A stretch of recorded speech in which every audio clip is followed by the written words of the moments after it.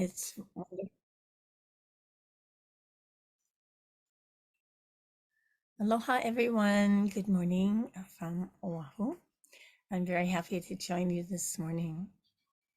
I'd like to acknowledge the land that I stand on is the traditional homeland of the Hawaiian people who have maintained their spiritual traditions and cultural traditions for hundreds of years, and we're very grateful.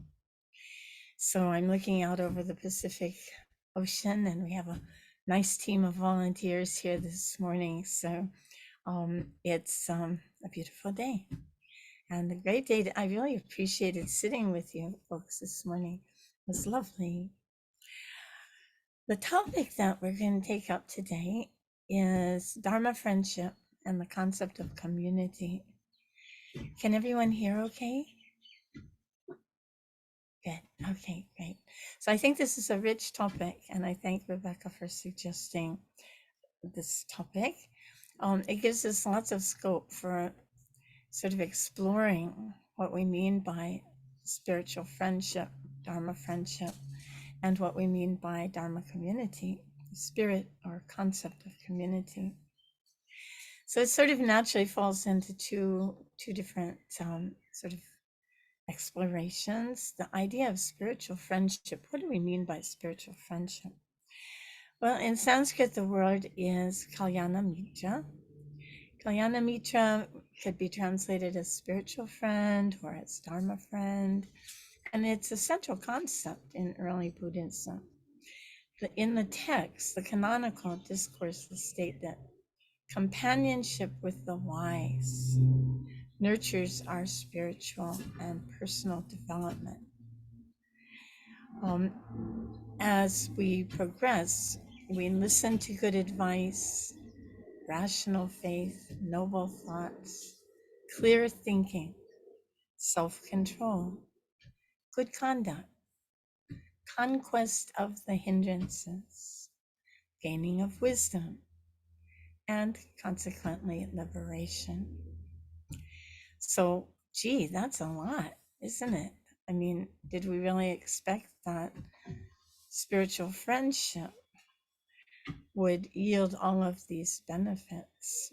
But of course, companionship with the wise. The texts talk about four good-hearted friends, four different types of good-hearted friends. They may overlap, but one is the helper, and another is the friend in good times and bad. Another is the counselor, and fourth, the one who's compassionate. Now, hopefully, our friends would have more than one of these qualities, serve more than one of these functions or benefits, we could say. Those who help us. I've just been ill for about 3 months, and I can tell you that having a Dharma community has been so amazing because people really rallied around. All the doctors and nurses weighed in, and people were sneaking me snacks in the hospital, and they were ferrying me to the doctor's appointments and all of this, rescuing me when things, the medical thing didn't work, and it was really amazing. So the idea of helpers, and I think this becomes more and more important as we get older, and we're all getting older. So that of course means that we help others, not only that we ourselves are helped. Second, the friend in good times and bad. I'm sure we've all had the experience of having a friend who was around all the time when we were in good health and in a good mood. But then when things went on the rocks, where were they? Right? That happens inevitably, I suppose. Then there's the counselor. There are those that we go to for advice and counsel. And I think that applies to all of us. Hopefully, if we're fortunate, it may be that we don't have this advantage. We don't have people that we can count on for good advice. And if we don't, we should try to find some.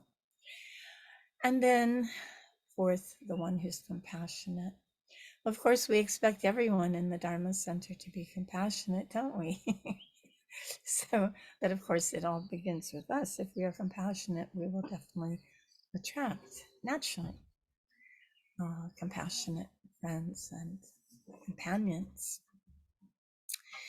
Now, the Tibetans have a saying, which I think is relevant here. They say, the person who corrects you is your truest friend. The one who always praises you is your worst enemy. That sounds a bit counterintuitive, but think about it, Usually we get angry if someone corrects us. And I've even had people say, I don't need your advice. I have my own teachers. Seriously, as a nun. Yeah.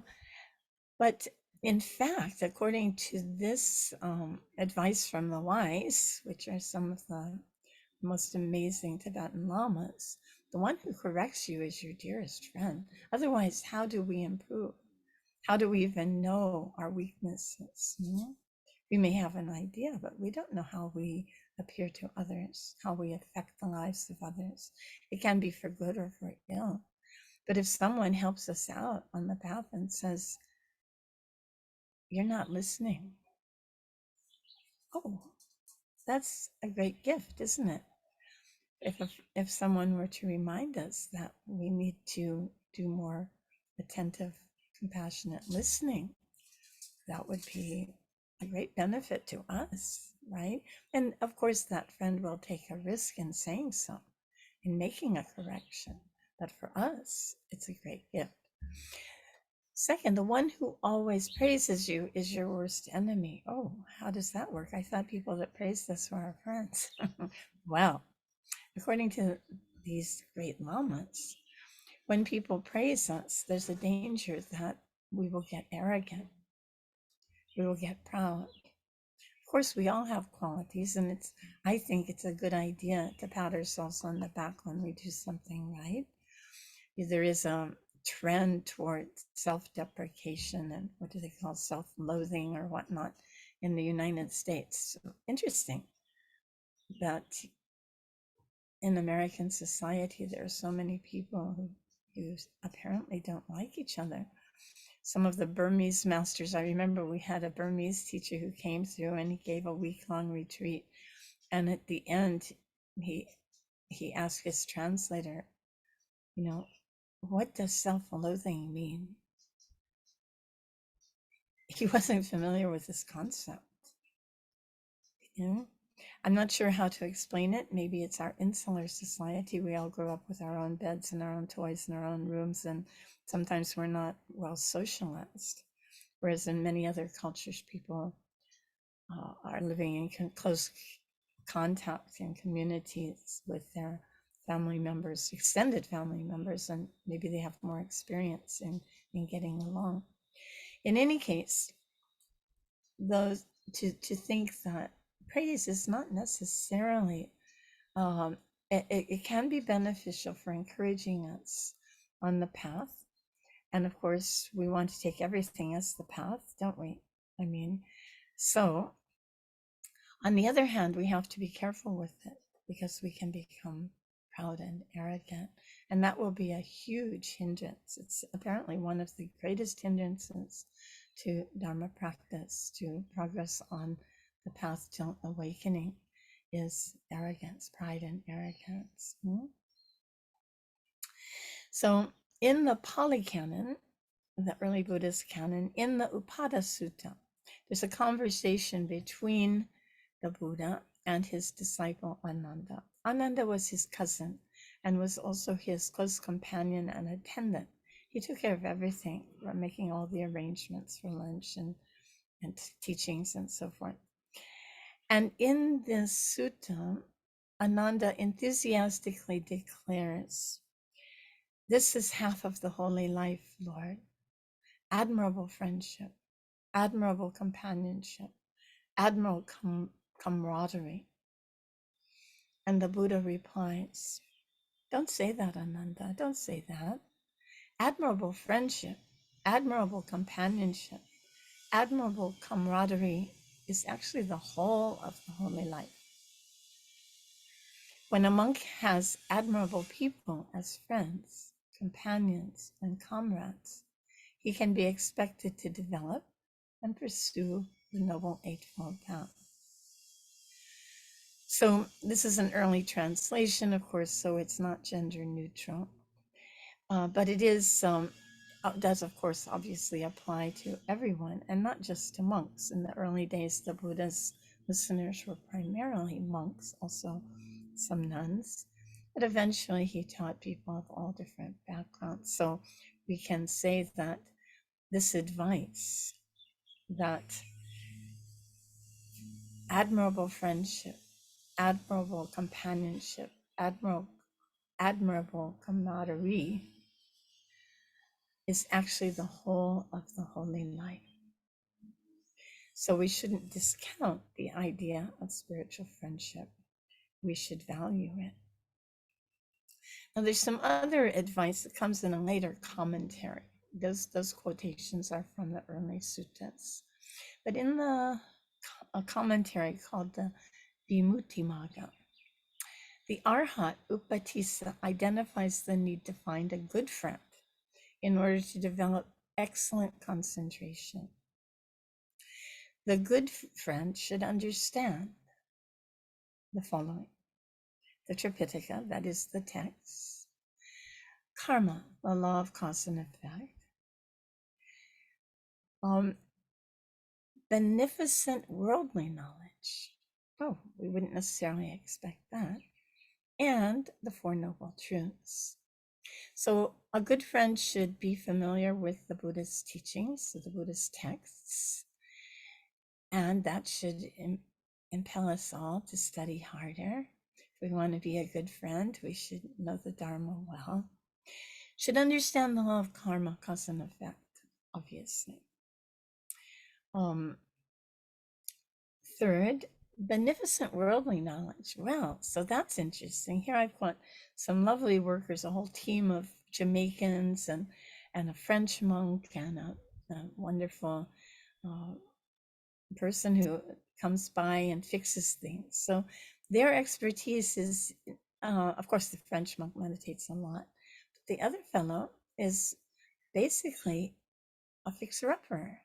And he is so valuable because he's building things and making the Dharma Center more accessible and more valuable to the community. So worldly knowledge is not supposed to be the main focus for the monastics, but for the community, it's very important. And fourth, the Four Noble Truths. Okay, so our Dharma companions, our good friends, should be familiar with the Four Noble Truths. Further, Upatissa says that a good friend, and here he's talking about a monk friend, but it would apply, I think, more broadly, should have 7 qualities. That good friend should be lovable, respectable, venerable, a good counselor, patient in listening, be able to deliver deep discourses, and not apply oneself to useless ends. That's a good one. So we want lovable, respectable, venerable Dharma friends who are good counselors, good listeners, and are able to give Dharma talks, and who do not apply themselves to useless ends. I think this is really important in choosing Dharma friends, and this would be the reason to choose Dharma friends rather than just anybody. I mean, there are 8.2 billion people on Earth. Who do we hang out with? And if you've noticed recently, there's a lot of silly stuff going on. There's a lot of course, there are many disasters in the world, and that's not trivial. But there's also a lot of trivial things. The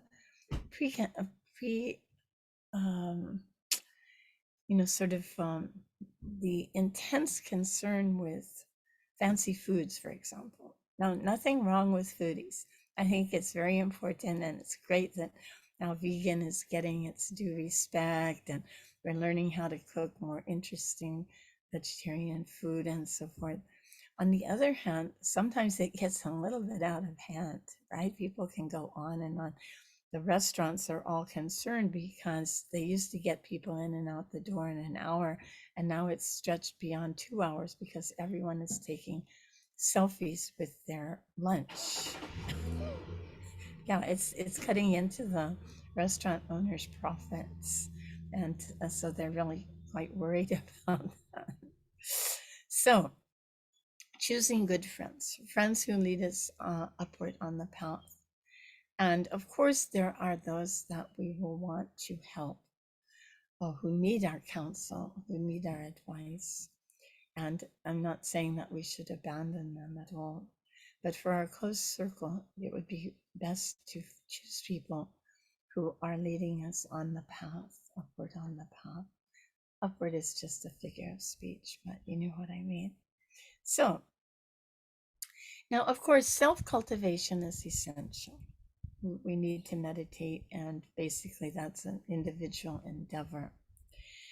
But if we don't recognize our connectedness and learn to get along with people, we can become really narcissistic and egocentric in our practice. And I'm 79 years old, and I've been visiting Dharma centers since I was 19. And I'm here to tell you, there are a lot of problems in a lot of Buddhist centers. And so it's really important for us to be blunt about this and see what we can try to do to improve the situation. I say this not as a critique of any particular tradition or center, but simply to notice that it can be very discouraging, especially to new people, if they come and find that the people at the Dharma Center don't get along, that there's gossip and infighting and so forth, and they expect more of Dharma practitioners. If they're new to Buddhism, they're looking for something that will improve their lives. They're not looking for more of the same, what the worldly people do in gossiping and backbiting and bickering. No, we should be able to do better than that. So that means that our practice on the cushion needs to translate into everyday life. That's almost a cliche, we know that. But since we're talking about the idea of spiritual friendship, let's recognize that this is something we need to be aware of. Otherwise, we can easily become uptight, judgmental, defensive, self-righteous, and none of that bodes well for a community. Yeah, and actually, I think we're working against our own self-interests in trying to become liberated. We're trying to become liberated from all these delusions, right? So why would we go to a Dharma center to just get sucked into more of those delusions? No. So on the upside, through friendship, we have the opportunity to develop so many virtues, right? We can develop our practice for one thing, because it's so much easier to practice with a group, don't you find? I mean, when we practice alone, or if we get down to it at all, hello, we may be tempted to sort of weasel out when we feel uncomfortable, shorten the session. Something's always coming up, the refrigerator repairman is sure to turn up any minute. We better, stop now while we're ahead.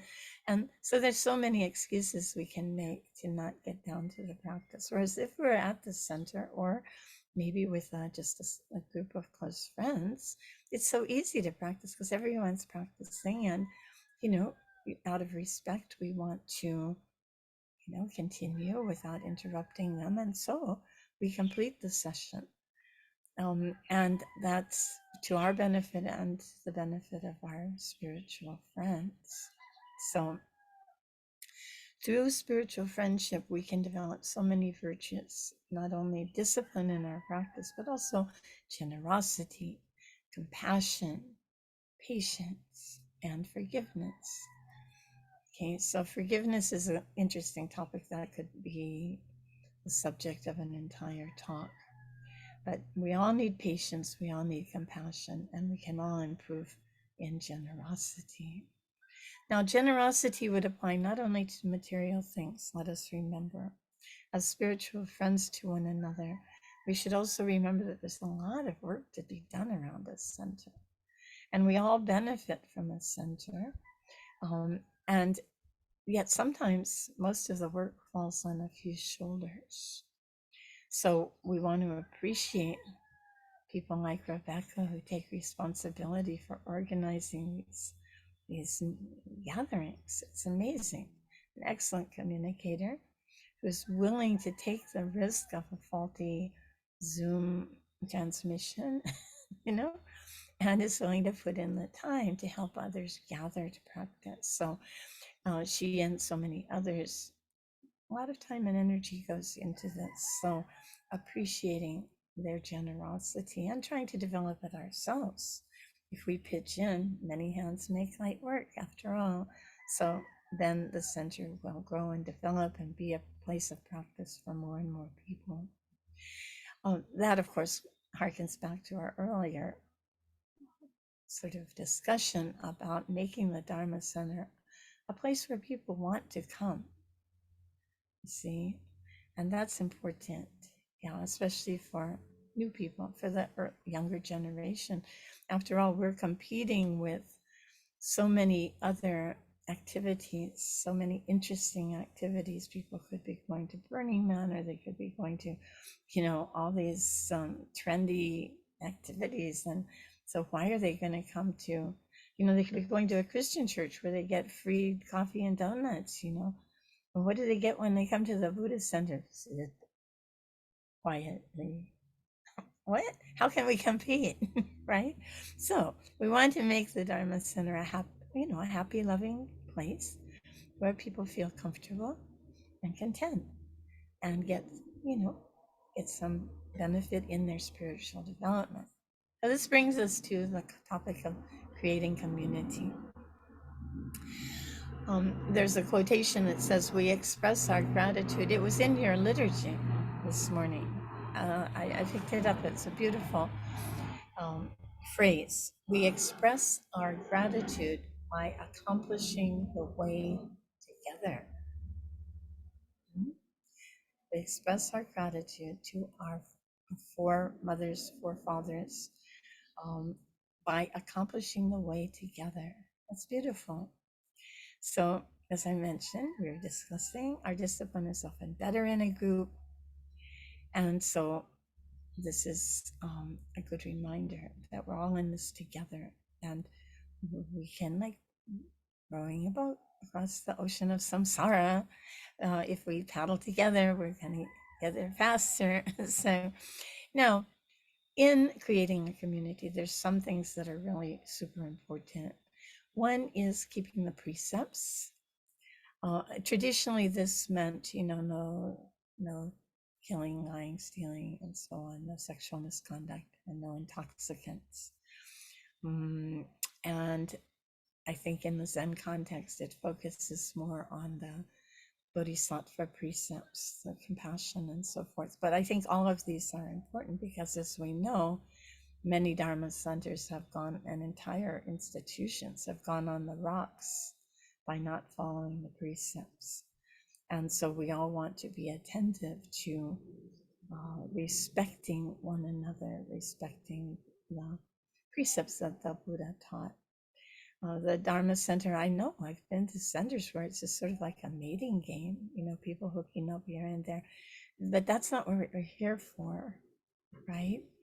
And so we're here to practice on the path to awakening. And whatever we do outside the center is our personal business. But in the context of the community, we want to show respect to one another, generosity, practice deep listening. And I think also something that comes with deep listening. Probably most of you have done workshops on compassionate listening or attentive listening, or there's so many buzzwords for this. But one of the agreements that we make when we do these workshops on deep listening is confidentiality. Confidentiality is the basis for trust. And so when people confide in us, if we take a role as a counselor or as a spiritual friend, and people confide in us, we want to be careful about sharing that information with others. In fact, when people share their deepest aspirations or their, traumatic experiences and so forth, it's between the two of us, right? Yeah, and so we should respect that and keep that in confidence until and unless that person wishes to share with a wider group. I think keeping confidentiality in the Dharma Center is important for many reasons, but especially about establishing a basis of trust, a foundation of trust among the members of the community. So this is something we could discuss, but it's something I've been thinking about. So, of course, in the Dharma Center, we also want to generate loving kindness to all. And the more I do this, the more I think that loving kindness is the basis for all healthy human relationships. So no matter what the question, love is the answer. And sometimes, I mean, I started out practicing in Japan, and I go back to Japan, and I often sit in Zen centers and so forth. And sometimes this is not emphasized as much as in some other traditions. So just because people don't talk about it doesn't mean that there's no loving kindness or compassion there. It's just that it doesn't seem to be as big a focus. We don't get as many reminders, perhaps, in some centers about the importance of loving kindness and compassion. But in human relationships, I really increasingly believe that this is one of the most important things that we can develop in our Dharma practice. When people get angry with us, for example, when people get exasperated with us, if we can approach the situation with loving kindness, often it can diffuse an otherwise unpleasant situation and save us a lot of grief, a lot of time in cleaning up the mess, right? If we get upset in return when someone gets upset with us, then it just compounds the problem. And of course, you remember the story where, someone came to the Buddha with this question: what do we do when people get angry at us? And he said, well, what happens if someone brings you a plate of burning coals and offers it to you? Do you accept it? Oh, no, oh, no, my Lord. So similarly, if we accept those burning coals, we only burn our own hands, right? We don't need to accept that anger, that outrage. We can patiently listen to their complaints and then try to transform the situation, diffuse the situation. And mentally, we have to be careful that we do it genuinely, generate loving kindness toward them, which hopefully will help them to calm down, and we can try to resolve whatever it is that they find troubling. So I think that's a good one. Now, so I'm ending with this topic, just, the whole question of Dharma Center meltdowns, because I've witnessed quite a lot of them. Not so much in other countries, but definitely in the United States. Plenty, and I don't know why that is, except that we're very individualistic. We're, as I said, we're used to getting our own way. And also, I think the Dharma centers attract a lot of very competent, very intelligent people, highly educated and so forth. So there is also a danger of competitiveness. Competitiveness in our Dharma practice, and also competitiveness in our Dharma work in the center. Everybody knows how to do it best. And so this can sometimes lead to problems. There's also, of course, the question of jealousy. And this raises a question about whether and when we should share our experiences in meditation. So a Dharma friend, would be someone who counsels us on the path. But at the same time, how much information about our Dharma practice do we share? If we were to, start going on about all our achievements in meditation, then obviously it could cause some problems.